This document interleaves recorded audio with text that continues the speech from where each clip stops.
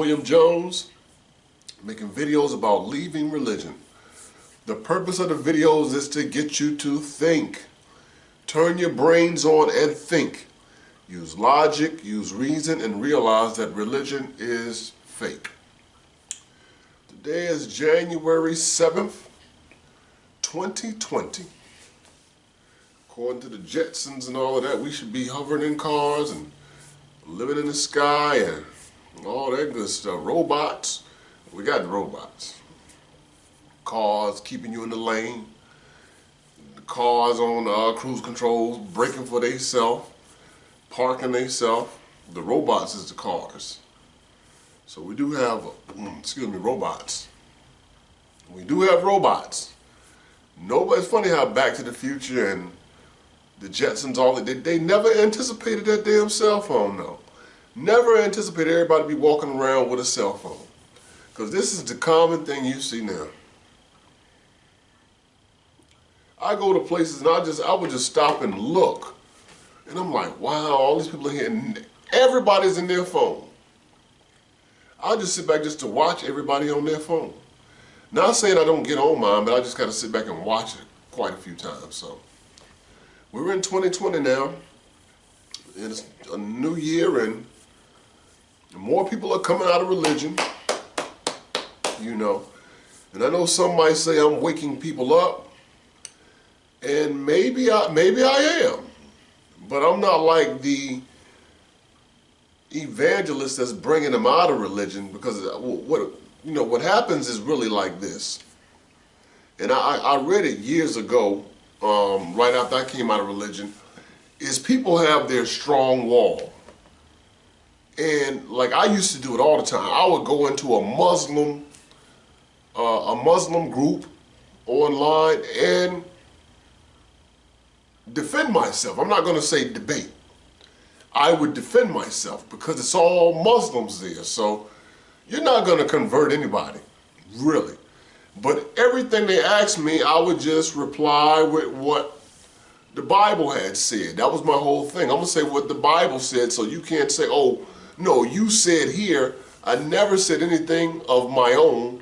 I only said what was in the Bible. And I did it for 3 days, wore me out. You know, wore me out. Now, was there any outcome from that? I'll never know, but who knows? But what happens is when you go to certain groups and you're doing this, and I wouldn't even say to somebody else who's religious, the real chinks in your armor will come from people who are not religious, who are asking you questions about things that make absolutely no sense, and you really can't answer it yourself. And when you're by yourself wondering why you couldn't answer it, because like what they'll do online now is put the little smiley face, or they'll say something, oh, you thought you did something, smiley face. That means they can't answer the question. They don't know. And if they answered it truthfully, they'd have to admit they was wrong and you're right. So they can't do that, so they're going to give you this smiley face. But that's that time you put a chink in their armor. And if they are a thinking type person, a researching type person, not a defending researcher, you know, like I had one of my people, I had people that dogged me when I was teaching the Bible, and then I came out of it was dogging me then. Like, so you really just didn't like me. And the guy gonna say, I only read information that supports what I believe. See, I can't even respect you because you're not reading information, what's the word I want to say, non-biased. You're only reading what reaffirms what you believe, right or wrong. If they're saying this is what we really found, and it goes against what the Bible, don't want to hear that. Go to the apologists. Well, we have found that, and it supports what it says in the book of Isaiah. That's what I want to read. You only read what supports what you believe, and you'll always be stuck in a religion when you do that. And for those type of people, there's nothing you can do for them. They're stuck. They are stuck.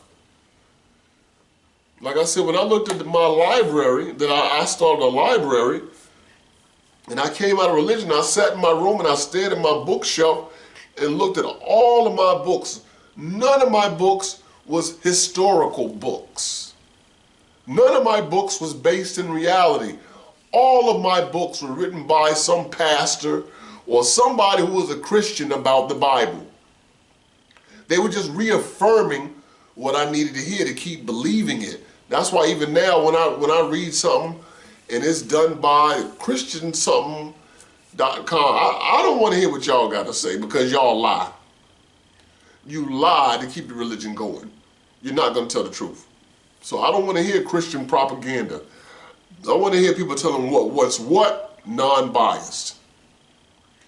That's how you get out. But when you get people like that, and they're like, I really want the truth. Because people's like, I want the truth. And you tell them something, and they totally reject it. I mean, honey, that scholar is not, no, I mean, but he's a scholar. So now you don't want to hear it because he didn't say what you wanted him to say. You said you wanted the truth, but when you got the truth, it was not what you wanted. You don't mean you want truth. You mean you want something to reaffirm what you believe. You don't want truth. But I was a truth seeker, and I finally said, let me stop protecting the truth. Because if the truth is the truth, I should throw it out, send it all out, and it should come back and it's still the truth. If not, it'll be something else. So that's what happened, and I started actually, let me see what this information is they're saying. And when I saw the information and what they were saying, and they actually got my brain to thinking. My brain started thinking for itself. You know, if you were born in a Christian household and you were taught Christianity, chances are you're a Christian. If you were brought up in a Muslim household, chances are you're a Muslim. If you're brought up in a Mormon household, chances are you're a Mormon. And I got to thinking about that like, wow, like we'd be like, ooh, I'm glad I got the right one. No, you got the one that was taught to you. You didn't get the right one, you got the one that was taught to you. Like in, what is it, in the book of with Samuel, the prophet Samuel in the book, and God called Samuel, and he ran into the priest, I can't remember his name, and said, did you call me? He said, no, I didn't call you. He was in his bed and got out and said, you called me? No, I ain't call you. He went back to bed. He heard the voice, Samuel, did you call me? No, I didn't call you. Second time, he said, next time that voice comes to you, you know, like be like, yes, Lord, or something to the effect of, you know. What he was saying was, I think that's God trying to talk to you.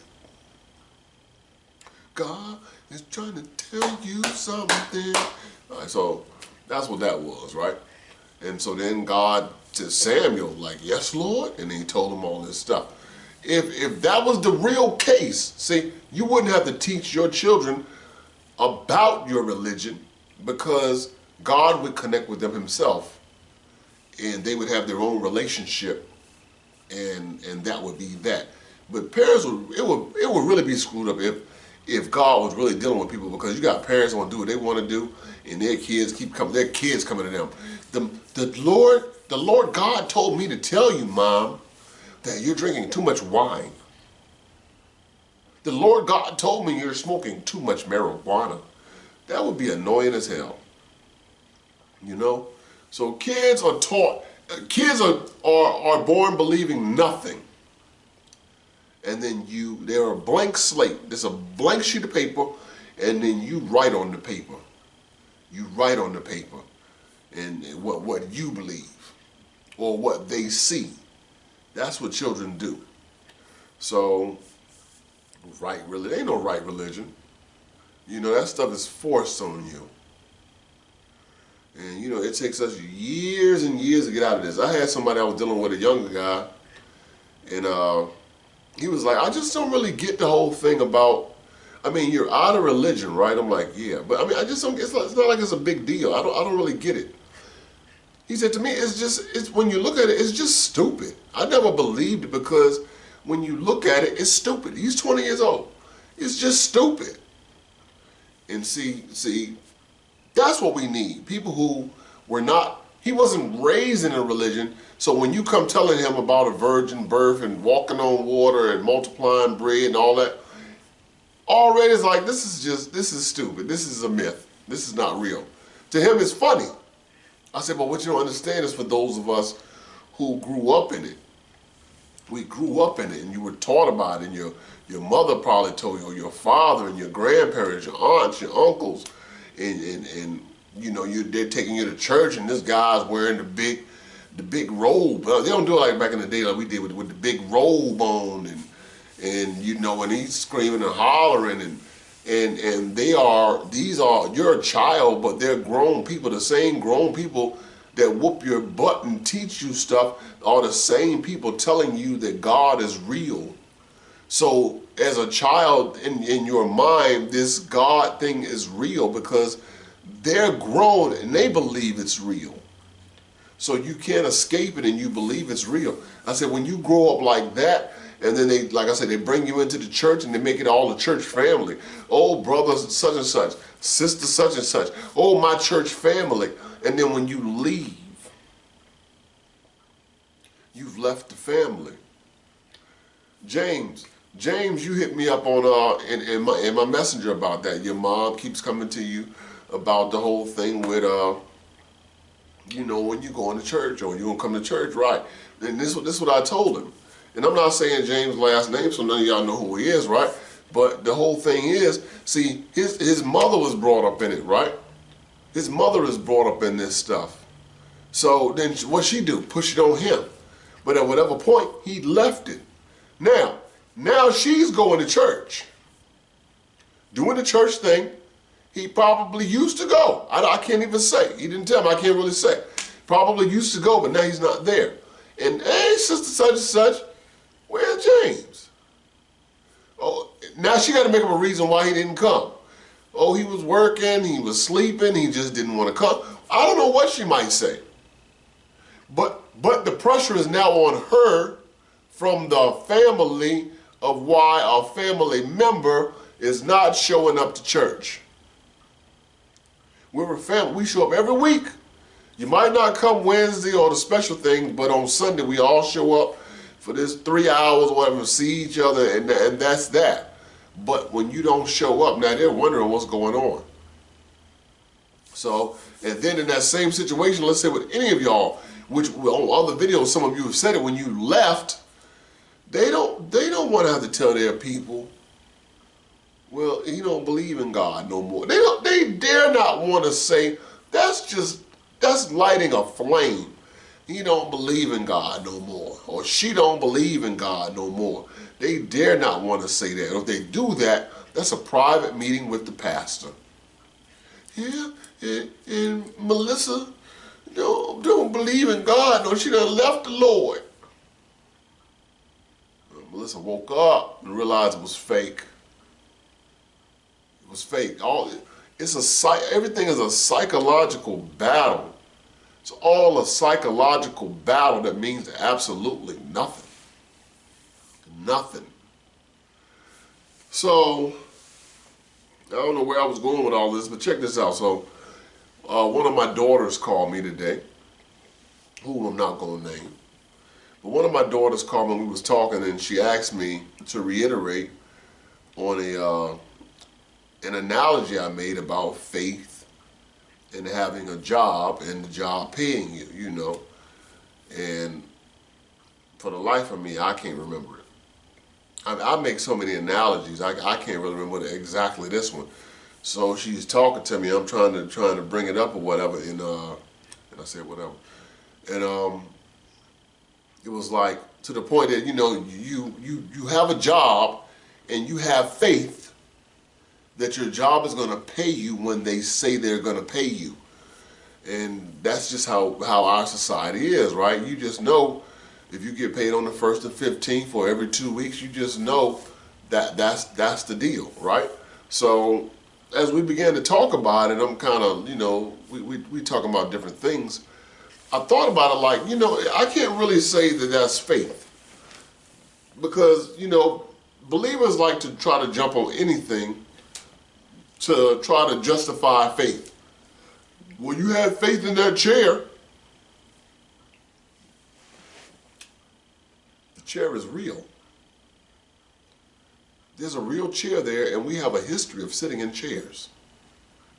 You can't compare that to something that's invisible or we haven't seen.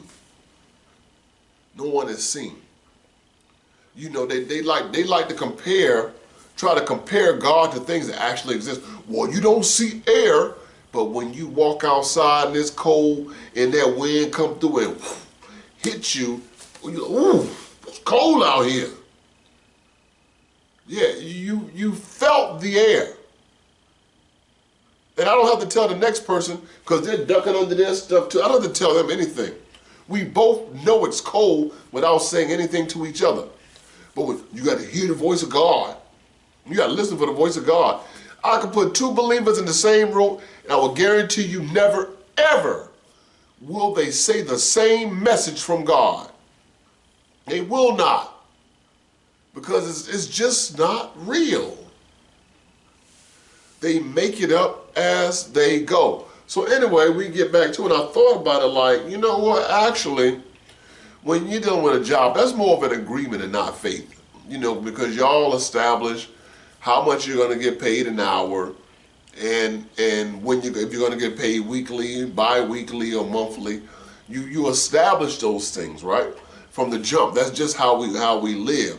Now, am I saying everybody always gets paid? No. But the difference is, if we agreed on this and you don't pay me, I could take you to court for that money. That's the difference. I could take you to court for that money and actually win, and you'd have to pay me the money that we agreed upon. It's not faith. I'm just going by the agreement that you're going to pay me. And if you don't, one, I'm not working for you anymore. Two, it's going to get legal. Now, on the other hand, with the religion, God, by his stripes you are healed. God is a healer and all that mess. So your loved one doesn't get healed from their dis-ease and they die. Can you go to court over that? Can you sue God for it? Can you go to human resources about it? What can you do? Absolutely nothing. Pastor told you this your year, you're going to be prosperous and blessings and everything coming your way. And that whole year you go through total hell. And at the end of the year, can you go and sue the pastor because he gave you false information? No, you can't. There's nothing you can do. You got to just wear that. Right? You got to wear that. You sow your money into the church. They're telling you to sow, and you sow. And pastor show up with a brand new Range Rover. Pastor just bought a $1.2 million mansion or home. What can you do about that? Absolutely nothing. Is God going to say something about it? No. You just lost. You're living off of chance. Most cases are 50-50. If I take a coin and we flip it, it says it's going to be heads or tails. It's a 50-50 chance. It could be heads or tails. We don't know. When you pray, it's the same thing. It doesn't mean what you're praying about is going to happen. It's just that when it does happen, when that 50% falls your way, then they'll say, God answered my prayer. But when the 50% doesn't fall your way, well, that just wasn't in his plan, and he has another door or something waiting for me. He has another plan for me. There's always an excuse there. But that's not a system. That's not a system, it's a con. It's not a system. Systems work the same way, no matter who it is. And I'll say it again, I gotta repeat stuff. You go to McDonald's, if I go to McDonald's, I order a Big Mac meal, I get a Big Mac. The next person show up, I want a Big Mac meal, they get a Big Mac meal. The person after that, I want a Big Mac meal, you get a Big Mac meal. We'll all get what we asked for. But if McDonald's ever turned into, yeah, I want a #1 Big Mac meal, and then you open up, you got a fish fillet. I want a Big Mac meal, but you got the double cheeseburger. I want a Big Mac meal, but you got a chicken sandwich. This is no longer a system. That's not a system. A system is something that works the same way for everyone, no matter what. I don't care if you're a Christian, that person is a Muslim. I don't care if this person is a Hindu, this person is a Buddhist, that person is Zoroastrian, this person is, you name it. When they order a Big Mac meal should show up. That is a system. Religion is not a system. It's gambling. And when you win or it goes your way, you credit your imaginary God. But there's no one there. 50-50. Now, someone tells your loved one, they say, the doctors say, hey, they have terminal cancer, there's nothing we can do, they got 2 months. Pray all you want. Pray. We pray, we having a whole prayer meeting. Call everybody and pray, pray, pray, pray, pray. But guess what's going to happen? What happens in that situation? In the medical field, it's not miracles for them. It's another day at work because the body works this way and they understand how the body works and they do what they're trained to do. They don't pray before they do something. They do what they're trained to do. And they know what they see happens when things are a certain way. You can lie to your doctor about certain things, but your body's going to call you out on it. I have a cardiologist. Cardiologists, shall I say, not just one. And I can tell them something, but when they run them tests, the test your body's going to call you out on the lie. So you might as well tell them. When they ask you, and they be like, do you drink? If you drink, say, yeah, you drink. 'Cause at least if something go on, they know how to treat you for whatever that is because they know you drink. Do you do any recreational drugs? You can lie and say no, but if something happens, but you've told them you didn't do the recreational drugs, see, they don't know how to do what they're supposed to do when they know that is in your system. Tell them it's in your system because you'll be the one dead. This is how it works. Sitting around wondering about something, God gonna do something. God is not gonna do nothing. And when that person dies with the terminal cancer, y'all, we prayed on it. Well, God needed another angel in his choir. God had a higher plan. It has nothing to do with God. It has everything to do with life. That's how it works. That's just how it works. And then when something changes, such and such in a car accident, they've been in a coma for 3 weeks and they wake up. Oh, God, praise God. No, but what about the people that didn't wake up? That's how religion is stupid. 100 people die and 1 person lives. Look at the miracle. Go, look at one God do it. Well, what about the 100 families that got to deal with their losses? This is how delusional this stuff is. It's just stupid. It's stupid. When God doesn't work for you, you make an excuse for it. Because yet again, you got to bend reality to make the God thing real. Funny how they always talk about heaven and going to heaven, but always praising God they didn't die. I would have been dead and gone, but if it wasn't for the Lord. But what is it to be absent from the body is to be present with the Lord. That's what the book says. But obviously, you don't really believe that. You are in survival mode like everybody else, and you want to live. The gazelle does not see the cheetah coming at them 60 miles an hour and rely on the Lord to deliver them from the cheetah. The gazelle has to run for its life. It has to shake and bake to try to get away from that cheetah.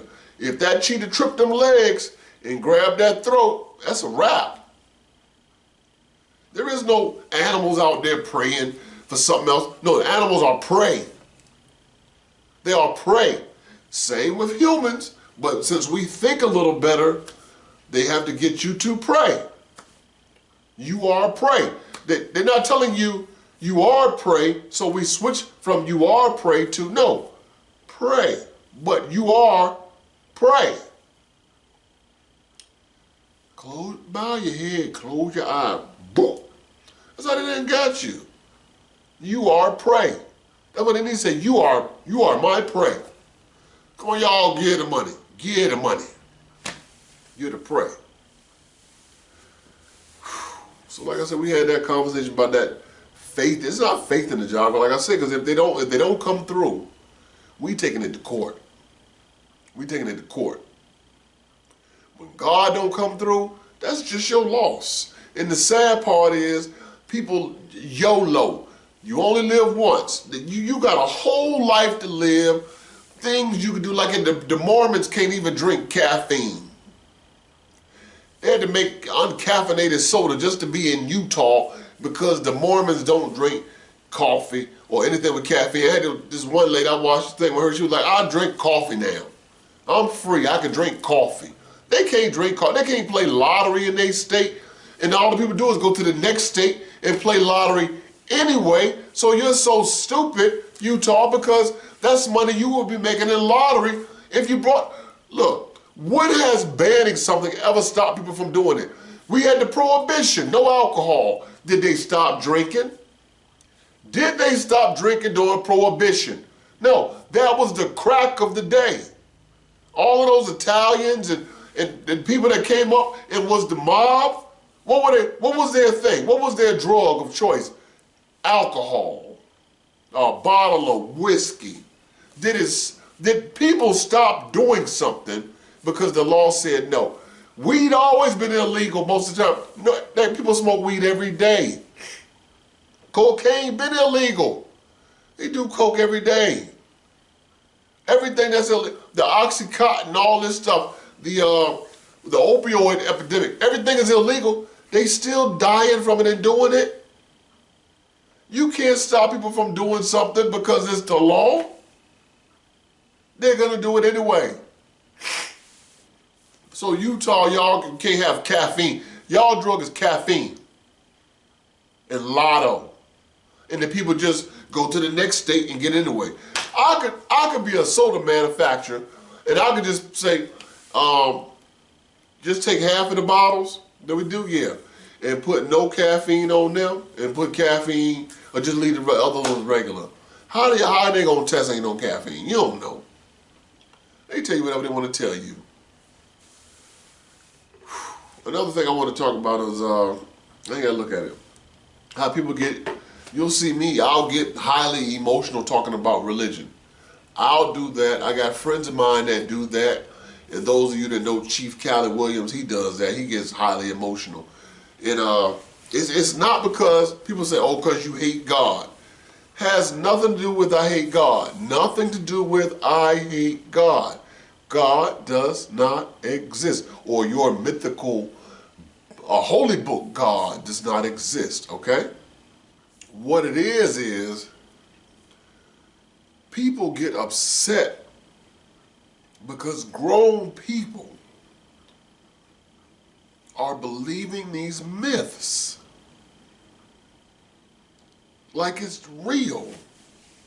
People get upset because you're believing something that is no way possible to be real and passing it on to other people. We're not mad at your God. We're mad at the idea that you believe this foolishness. You believe the foolishness, you know, to the point where family members are going to get cut off because they don't believe the same myths. You understand that? You cut your children off because they don't believe the myth. You cut friends off because they don't believe the myth. You want to persuade how the laws are because you are into the myth. Oh, them homosexuals got shot. They needed to. They was defying God's law. Your thinking is so twisted. That's what people get upset about. That you are twisted to the book. You know, when somebody trying to tell you the truth, you can't even receive it because you are so into the myth. I mean, all this mythical stuff does not happen. Doesn't make any sense. So people are not mad at your God. They're mad at the fact that you believe this mess to be true. That's what people are mad at. I can't believe I'm talking to them and they're gonna bring up this foolishness when in reality, believing in your God doesn't even matter. No one walks through the store wondering, okay, what they believe in, what they believe in. You be in the line at the store and have a conversation with somebody and it's friendly and y'all laugh and chuckle for right then. You don't care what God they believe in. They don't care what God you believe. It doesn't even matter. You're just being humans and having a human experience. But then somebody, you know they're atheists. Oh. Now everything changes. That's what people don't like. Not the fact that your religion or that we hate your God. Your God doesn't matter. All right, people, I had some technical difficulties and couldn't finish that video in the time I was doing it in, so I'm just coming back to it from what I was saying. And the last thing I'm talking about, you know, people just get upset with people following religion because it's just stupid. It makes no sense. It's just mythical, all right? And these are part of the reasons why soon I'm about to start this Bible study and just start from Genesis, just start going through the Bible, what it says, even some tradition that's with it, what might have really been going on, and a whole lot of it really it just never happened. A lot of these Bible stories just did not happen. Impossible. So I'm going to go over that. And I want to say this, go ahead and say this now. When I start teaching certain stuff, you're going to hear me say the same things quite a bit. One, it drills it into your head. It drills it in there. And when you get to talking to other people, you know what to say because it's drilled in there. So it's just a matter of we don't forget if we just keep saying it. Like when I used to go to Creflo's church, Creflo Dollar's church, and I was there about 3.5 years. Every so many sermons, he recycles. It starts back here again, and he goes through that cycle. I picked up on it, and I said, okay, so he just says the same thing, and people rotate in, rotate out. He's gonna say it slightly different, but it's the same thing. It's the same thing. I would notice, you know, I would buy certain books and read them, Christian books, of course. I would notice he would be saying that same stuff. I'm like, okay, I know what book he was reading. He was reading the same book. So it's just a matter of, since he know he got to do that stuff for life, I mean, what else he got to talk about? Just talk about the same Bible stuff, and all of the sheep will blindly follow. It's just that simple. It's just that simple. And let me see if I can cover and everything. I was watching a video today with this a guy and a female. They had a live. It was live when they did it, but you know I'm watching it. It wasn't live at that time, and they were talking about Egypt and how people are falling for the whole Egypt thing, and how Christianity, you know, came out of Egypt, or the similarities. And I'm listening to this stuff like it's almost like you're taking a mountain of evidence, which is Egypt. You're taking a mountain of evidence against absolutely nothing. Egypt got statues, writings on walls, bodies, what have you. I mean, the similarities between Jesus and a whole lot of other people is there. Are they exactly the same? No, but it's the same motif. You know, they're born up from, they're the child of a God. They have some followers. They're teaching some higher teachings. They do some miraculous things. They die. then they are resurrected. It doesn't, I mean, you're looking at minor details. Oh, their mother's name was in this, and their mother's name was minor details, but the motif is the same. Why? Because all of them are talking about the Son. It doesn't change. They're all talking about the Son. And yes, we know everything, especially what the Europeans did, was stolen out of Egypt. It was stolen out of Egypt. We know that. So here you are, you're taking evidence. They have actual evidence. They have museums full of evidence. They have stuff that they travel around with. Actual evidence where Christianity has absolutely nothing. Oh, the Bible. Oh yeah, you got the book. You're telling people to reject what's tangible for something that has no evidence to prove any of it happened. And no, Egypt did not have the religion. It was not a religion. Religion came with Christianity. That's a religion. They just had a spirituality. They had many gods that you know, for different attributes or different things, you know, but they didn't do this like we do church. It's like the misinformation, and it's incredible. But see, but the Christians want to hear that. See, we're in the age now that since we have all of this technology at our fingertips and we can look stuff up now. See, now religion is in trouble because you had to have access to certain books, you know, before to find things out or to see certain pictures or, you know, certain documentaries. Now we go right on the phone, we can see everything, and this stuff is being circulated.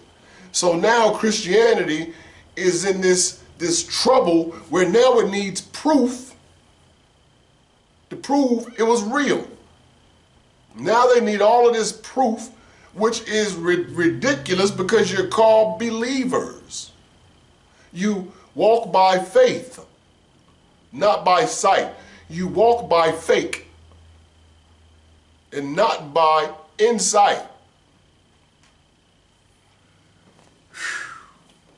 Now y'all need all this proof. You want proof. What's your sources? Who said that? What scholar said that? You have no proof for what you believe. No proof. Oh, all this archaeology shows that it was written. No, it does not. It shows just the opposite. It shows that the Bible is full of lies, claiming battles that were never fought in places that didn't exist. Noah's Ark, need I say more? The numbers don't add up. There is no way you could fit all of those animals on one ship and only taking 2, or whether you're taking 7. It doesn't add up because everything God supposedly created, the trees and everything else, would have been destroyed. There would have been nothing. There would have been no olive branch for a raven to bring back. It would have killed the animals in the sea. Raising the waters up that high is going to change their whole ecosystem. It's going to change temperatures. It's going to change a lot of things. So it's not a matter of just because they wasn't in the ark, they were safe. No. It doesn't add up. It doesn't add up. It took 2 mosquitoes, 2 fleas, 2 ticks. It just doesn't add up. Make sure we got 2 ants. What were these animals going to eat? Because a lot of these carnivores eat other animals. The herbivores wouldn't have had any vegetation to eat after coming out of the ark. And if the whole thing had happened anyway, everything more than likely would have died in the ark because the other stronger animals would have ate all the other animals, would have ate Noah and all his people, and then they would have had no way to get out the ark. So everybody would have been dead, and there would have been nothing here. And then you have another Genesis. The stories don't add up. Then I've seen somebody talking about, all of these historical people in the Bible. Now it is, people always say, hey, nobody in the Bible existed. That's not true. Yes, there are real characters in the book. And the writers did that to try to make the book appear to be real. If I got real people in here, then people are going to think the story was real. Now, what these characters did in the stories in the Bible, most of that wasn't real. You know, but naming rulers, yes, there were rulers there, and the Bible is, I mean, when it naming somebody that ruled something, King Nebuchadnezzar, yes, okay, Nebuchadnezzar II. All right, he did run Babylon after his father. I can't remember his father's name, Nabopolassar. But that 7 years that Nebuchadnezzar supposedly went crazy in the wilderness until he confessed that God was the only true God, that is nowhere in history. No one has that account. When he said his son, which was really his brother, he ruled while Nebuchadnezzar was out, that didn't happen. The stories just didn't happen. Joshua fought all these wars and he didn't. A lot of the places didn't even exist. Moses wrote the first 5 books of the Bible, yet Moses' death is recorded in the book. And things happened after Moses was dead, so Moses wrote from the grave. So like I said, yeah, you got some real people in there, but it doesn't make the Bible true because the accounts of them are not true. Herod the Great did not order the death of all 2-year-olds in a certain region. That's nowhere in history. Nowhere. It's just a bunch of lies. It's religion based on beliefs. They need you to believe. Why? Because there is no proof. And then they got all these scriptures to try to keep you mind bit into the book. The fool have said in his heart, there is no God. Or we can say, yeah, the fool got it. The fool totally understood it, so why you don't get it? The fool said there is no God. The fool, he understood it. It's fake. Lean not to your own understanding. If that ain't a con, man, come on, lean not to your own understanding. Huh? That makes no sense. You having itching ears. They have itchy ears. They want to hear what they want to hear. Come on now. All this, oh, you reprobate. All this stuff just doesn't exist. Like I said, there is no sin. You know, all this righteousness. We don't have all this stuff. This is what's holy. What's holy? What is holy? Because you don't have no God, there is no holy. It just makes no sense. So, yeah, we get passionate about it because we want people to wake up from this mess. Wake up from the mess. And like I said, when I originally started doing this, my thing was not to deconvert people from a religion. It was to be a support for those who have left or are on the fence thinking about leaving. Because, I mean, dealing with these people, you'll see, it's everybody got to change on their own. You can give them information, but a lot of times if they've been raised in it, it's hard for their mind to receive any new information. You know, even on the Matrix, they talk about that. They say, you know, we can't unplug everybody. Some people don't want to be unplugged. Now, after a certain age, we don't unplug them. You know, because their minds just cannot wrap around the fact that there is no God. So they'd rather believe that lie, even though deep down inside they don't believe that lie. They say they believe the lie, but they don't really believe that lie. You don't really act like God watching you 24/7 because of some of the things you do. If God was really hovering over you watching, you wouldn't steal stuff from work. You wouldn't be having sex and you're not married. You wouldn't be going out getting drunk. You wouldn't be clubbing and partying. You wouldn't be secretly smoking weed or cigarettes or what have you if you thought God was really watching you. They don't believe that stuff. They don't believe that stuff. They just say they believe that stuff, but they don't believe that stuff. So, Like I said, you got anybody that thinking about leaving, hey, turn them to the videos, you know. And if you have left, congratulations. It's better on this side. So while they're all sitting over there, you know, hope you come back to the Lord. You know, telling you why you left. See, what happened was, this is why you left religion, because God didn't do what you wanted him to do, so now you mad at him. Now, see what happened? Somebody in the church hurt you, and you took it out on God. So you left the church. No, see, what it is, see, deep down inside, you really want to sin and not be accountable for it, so you just left God.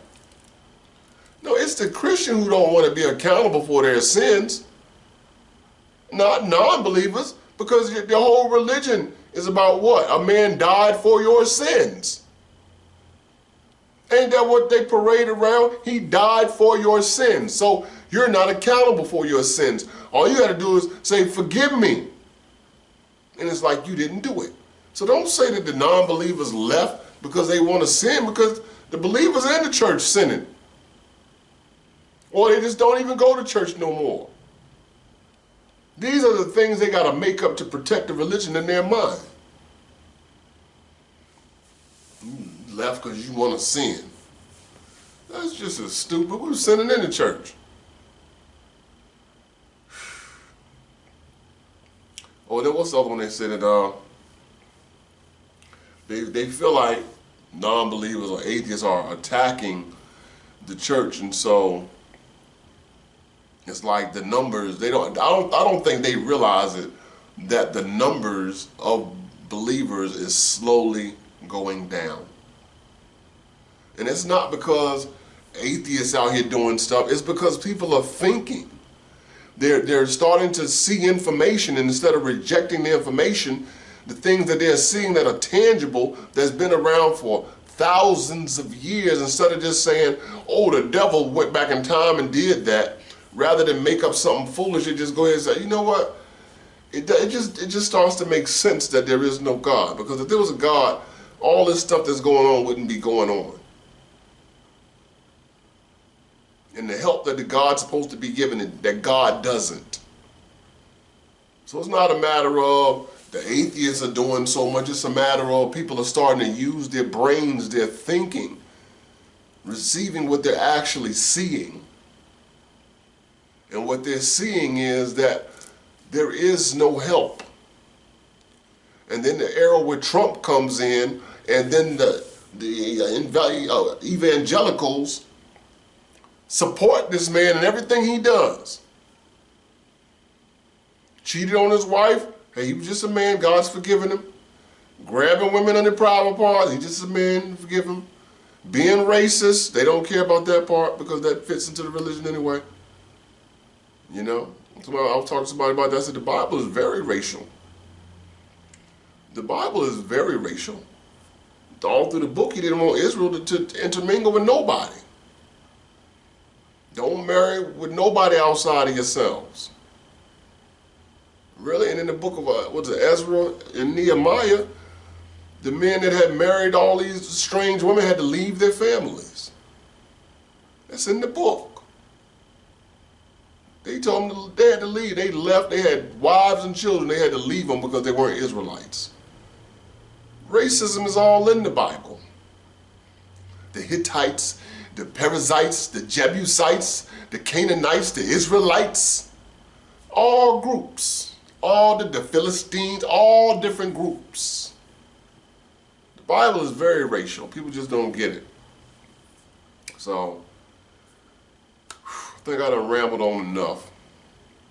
I'm going to try to go ahead and get to the Bible study video, start with Genesis, and explain everything about, you know, what it's really saying and what's happening when it got put together. You know, that some parts of the Bible are extremely boring, which is why most Christians don't read the book anyway, because it is extremely boring. Some parts is good. Genesis is like kind of good. By the time you get to Exodus is okay, but then when they start giving the laws of Exodus, it gets boring. By the time you get to Numbers and Leviticus, it is just boring. Really. Needless I say, Isaiah, Job, boring. They will not read these books because they know this stuff is boring. All that matters is, I know Jesus died for my sins. That's all I need to know. Then why are you calling the whole book the Word of God? If all you need to know is this little bit, a couple verses here and there, why do you defend the whole book? When it suits them, they want to use something, but they don't read that book. And if you read the whole book, then you be on this side, because you know it's foolishness. All right, y'all, so I'm out of here. And I will see y'all on the next video. And y'all take care out there. Peace.